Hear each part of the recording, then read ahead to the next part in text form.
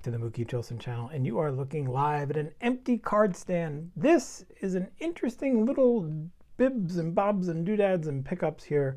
A fun weekend here at the Mookie Chilson World Headquarters. Some interesting pickups that I'm going to go through, and I will end on a little Mookie Minute and a historical artifact that has come into the auspices here at Mookie Chilson World Headquarters. I will show you that and tell you a little story that goes along with it, so stick around. First, I went to the LCS, this next town over.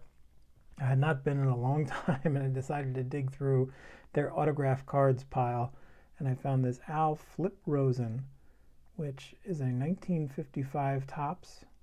Of course, we all know Al was a big banger for those middle 50s Indian teams. A compatriot of my man Larry Doby, and a big backer of his, and a good friend of his, and so I had to pick this up when I saw it. This, and it was, certified, so I felt good about that. This one had no certification, but I didn't care. It is a 1972 Angels Billy Cowan. Of course, this is one of the great photographs in the history of Topps cards with the halo hanging above his head. Beautiful photography in action there. And then Billy Cowan's name, probably in ballpoint as well, above Billy Cowan's head.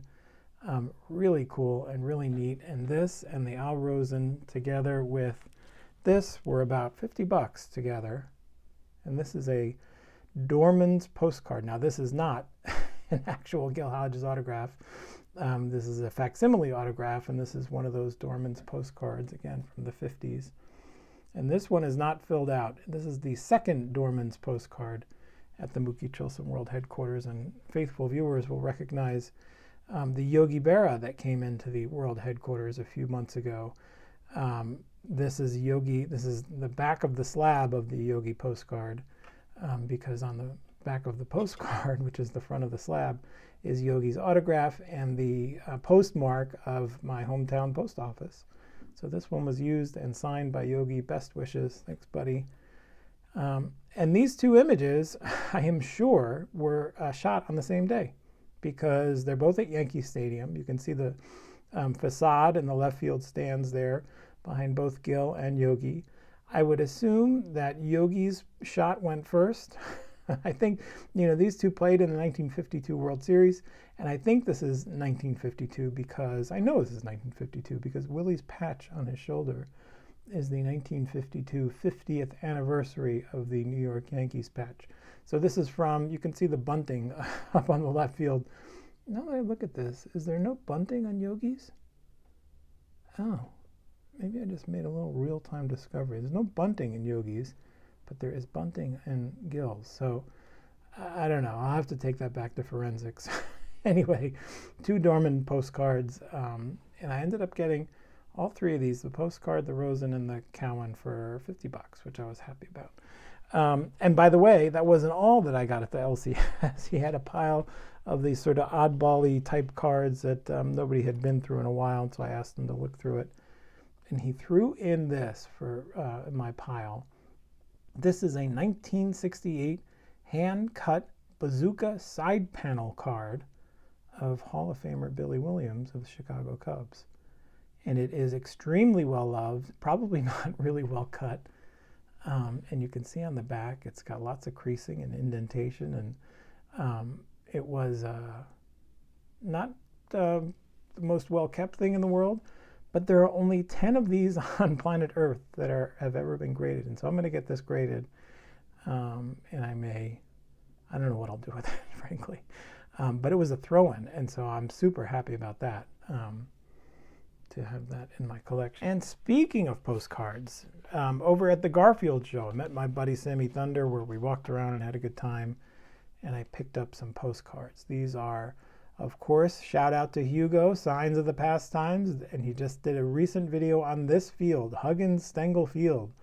This is Dwight Dr. K. Gooden, shot in Huggins Stengel Field in St. Petersburg, Florida. Same with Mookie Wilson. There you can see the trees. Of course, this one's a little bit dinged up. Neither of these are used. And what did I pay for these? Well, Sammy and I saw a box. Somebody was liquidating postcards, and so I stopped to look at them, and I stopped long enough for the guy to solicit Sammy and I to buy the whole box of postcards. And so If you like these postcards, well, let me show you what I got here. Stand by.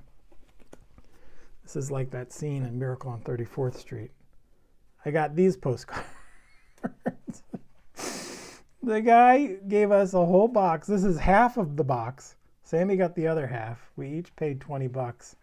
And we got all these Dwight Gooden postcards. Yes, there are Ron Darling postcards. A stack of Mookies. A stack of Keiths. And I believe there's more in here. Yeah, there's Daryl. Kevin Mitchell.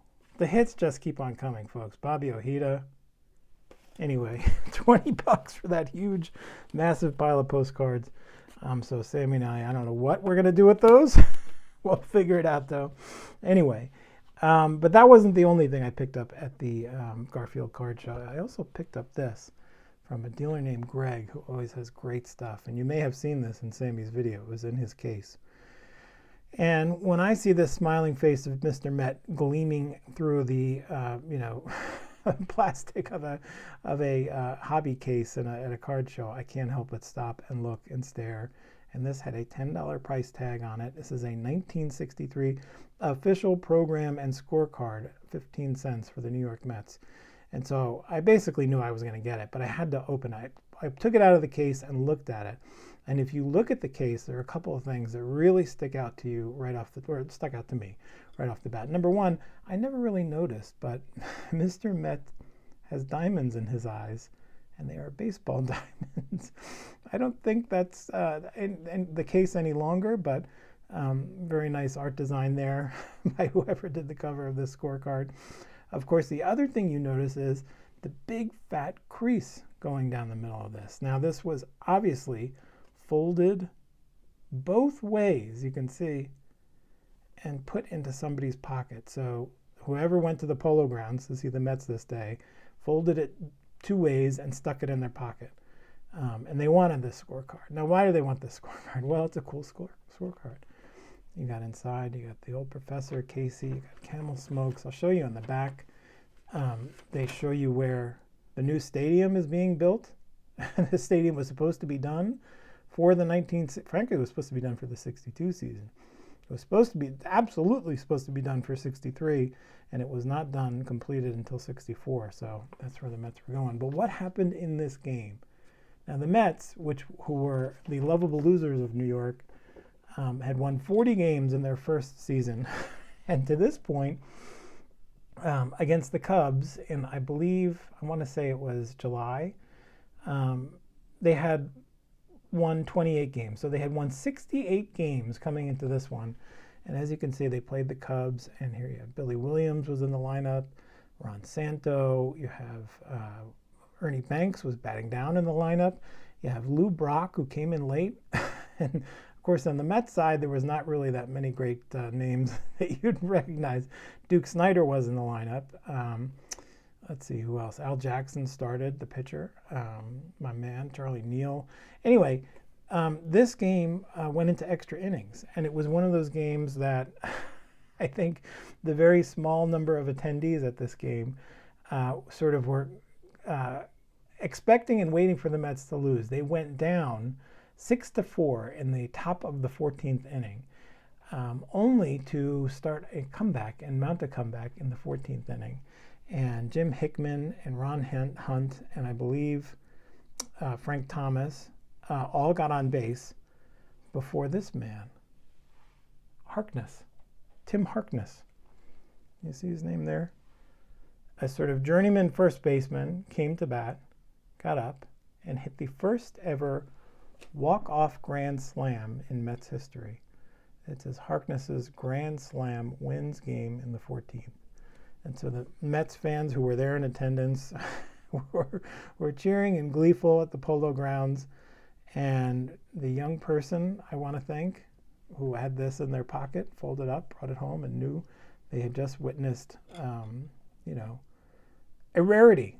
Win number 69 in the history of the Mets, the first ever walk-off grand slam in Mets history, here contained in this 1963 official program and scorecard. And now it is here at the Mookie Chilson World Headquarters. And so that is it here from the World Headquarters. I think that's it. We'll put Billy Williams here. He was in that game. I think he put the Cubbies ahead in that game, but he didn't count on Tim Harkness going ball yard. And so that's it. There you have it here from the World Headquarters. We'll end it there. Thanks for sticking around and hanging in there, and I will see you again. Thank you.